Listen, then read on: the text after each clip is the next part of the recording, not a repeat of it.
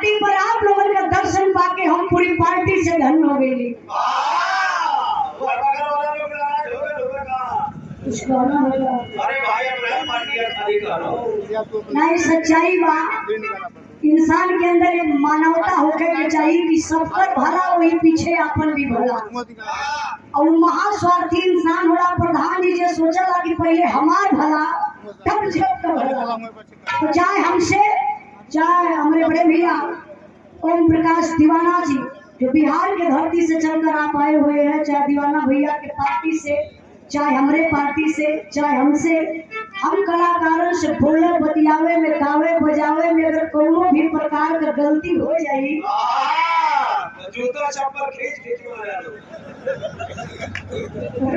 सुई धागा मंगवाए के मुँह पे सीही दे। आप लोग इनके कहला पर